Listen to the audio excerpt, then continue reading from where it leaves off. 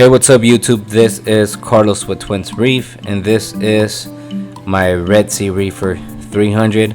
And for those that didn't watch the last update on this reef tank, I had mentioned that I wasn't going to be giving you guys another update until I test my tank. That way I was able to give you guys the results.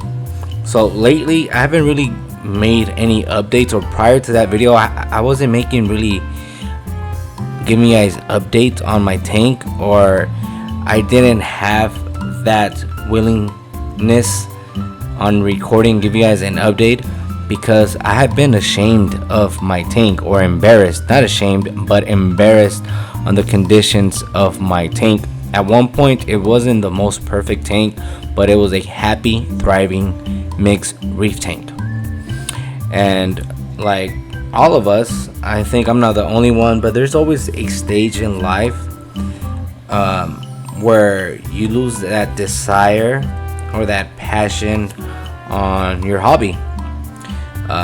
Also, a lot of people mention that during summer, a lot of us hobbyists or people that are in hobbies tend to leave those hobbies during summer and tend to come back during fall and winter.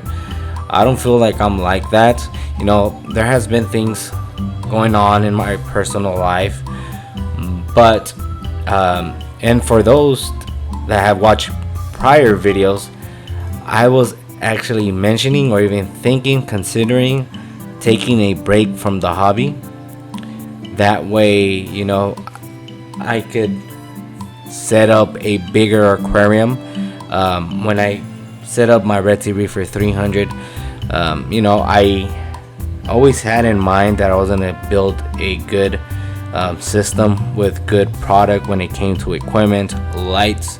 I have my Ecotech Wavemakers Ecotech, my dosing pump, a Red Sea, and I even bought things that I would have never thought I would own, like a pH monitor and things like that. And this time around, when it came to this build, I bought testing equipment or test kits, and that is something I never did prior in my reef keeping journey. I've always been those reefers that I never tested. All I did was water changes, and my reef tanks were always thriving. They were happy. They weren't, you know, these wonderful, beautiful, amazed systems that you see in YouTube, but my corals were doing good. The corals that I kept were, you know, LPS like Euphilia, Ganies, softies like mushrooms, leathers, zoanthids. But this time around I decided to keep SPS, which they are a little bit more demanding. And if you don't test your system, you're going to fail, and that's what happened with me. Once I ran out of reagent for my alkalinity tester, I always told myself I'm going to buy it and then I'll test, and not 1 month or 2 months passed by and I did not buy a refill. However, I was seeing my tank doing bad, and I told myself either I'm going to leave the hobby or stay in the hobby. And I love this hobby, so I'm going to stay in the hobby, and I need to focus on bringing this tank back up. For those that didn't know, I stopped using my skimmer because I broke down my 20-gallon reef tank and all that extra live rock. I didn't want to, you know, kill the bacteria in there, so I removed my skimmer and decided to put the rocks there. So that was a mistake. Why? Because a lot of waste will accumulate where all those rocks were, and a skimmer is not mandatory, but it does help, you know, break down smaller particles, smaller waste, and it helps your whole mechanical filtration. Now let's go to my results for my testing. My alkalinity is at 6.8. Ideal or recommendation is 8 to 12. My phosphates are 0.07, recommendation 0.03 to 0.05. My nitrates 26.3, recommendations for nitrates is 5 to 10. My calcium 450, recommendations 450. Magnesium 1290, recommendations 1250 to 1350. Now the ideal recommendations, I looked it all up online, so I don't know how accurate it is. One thing I do know is that the alkalinity is low. My nitrates are high, phosphates are high as well. Calcium, magnesium, they're in that good range.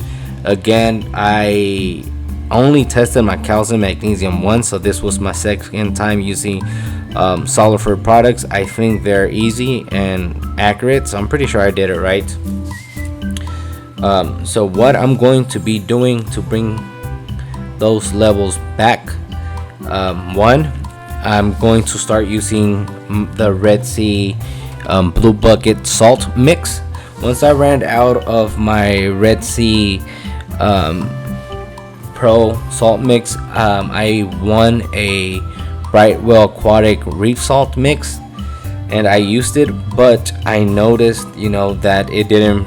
Well, I didn't notice, but I felt that it's not as a superior product like a Red Sea Reef mix salt, since like the Pro bucket tends to have higher alkalinity and higher pH.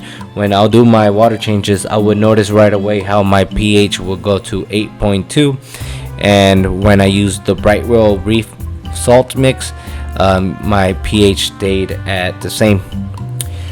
Now another thing that I noticed was that my dosing pump hasn't been working for more than 2 months, so that is one of the reasons why my levels are low. So I still have to see what's wrong with my dosing pump. I lost my password and my email, so I had to set up a new account and bring it back online. So I just want to give you guys a quick update on my Red Sea Reefer, and hopefully next time I'll give you guys an update. My tank's gonna be happy and thriving with new corals and new fishes. Till next time, I am out. Peace.